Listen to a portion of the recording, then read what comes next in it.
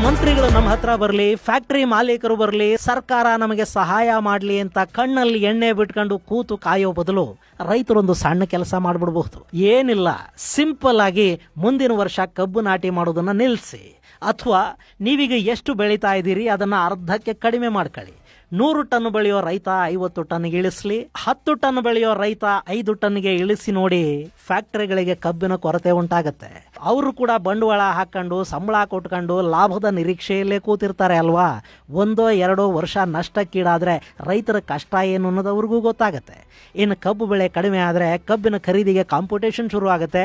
ಆಗ ನೀವು ಕೇಳಿದ ಬೆಲೆ ಕೊಟ್ಟು ಕಟಾವು ಮಾಡ್ಕೊಂಡು ಹೋಗೋ ಮಟ್ಟಕ್ಕೆ ಅವ್ರು ಬರ್ತಾರೆ. ಅವರು ಬರದೇ ಇದ್ರು ಸುಮ್ಮನೆ ಕೂತ್ಕೊಂಡು ವರ್ಷಕ್ಕೊಂದು 35-40 ಸಾವಿರ ಕೋಟಿ ರೂಪಾಯಿಗಳನ್ನ ಎಣಿಸ್ತಾ ಇದೆಯಲ್ಲ ಸರ್ಕಾರ, ಅದು ಬರುತ್ತೆ ನಿಮ್ಮ ಮನೆ ಹತ್ರಕ್ಕೆ. ಇನ್ನು ಕಬ್ಬು ಬೆಳೆದೇ ಇದ್ರೆ ರೈತ ಇನ್ನೇನೋ ಬೆಳಿಬಹುದು.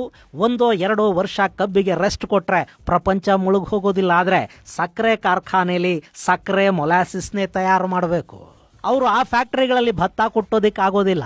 ನೀವು ಇಷ್ಟು ಮಾಡಿದ್ರೆ ಸಕ್ಕರೆ ಕಾರ್ಖಾನೆಗಳ ದಣಿಗಳು ಖಾಸಗಿ ವಿಮಾನಗಳನ್ನ ಬಿಟ್ಟು ನಿಮ್ಮ ಊರುಗಳಿಗೆ ಬರೋ ಹಾಗಾಗತ್ತೆ. ಆದ್ರೆ ಅದನ್ನ ಮಾಡೋದಕ್ಕೆ ರೈತರಲ್ಲಿ ಒಂದು ಒಗ್ಗಟ್ಟು ಬೇಕು.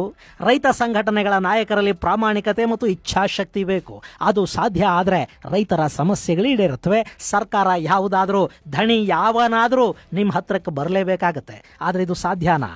ರಾಜ್ಯದ ರೈತರು ಯೋಚನೆ ಮಾಡಬೇಕು. ಹಾಗೆ ಇದು ಕೇವಲ ಬೆಳಗಾವಿಯ ರೈತರ ಪ್ರತಿಭಟನೆ ಮಾತ್ರ ಆಗಿ ಉಳಿಬಾರದು. ಕಬ್ಬು ಬೆಳೆಯುವ ಇನ್ನಿತರ ಜಿಲ್ಲೆಗಳ ರೈತರು ಕೂಡ ಬೆಳಗಾವಿಯ ರೈತ ಸಹೋದರರ ಜೊತೆ ಸೇರ್ಲಿ. ಅವರಿಗೆ ಎಲ್ಲ ರೈತರ ಬೆಂಬಲವೂ ಸಿಗಲಿ. ಒಗ್ಗಟ್ಟಿದ್ರೆ ಮಾತ್ರ ಬೆಲೆ ಮತ್ತು ಬಲ.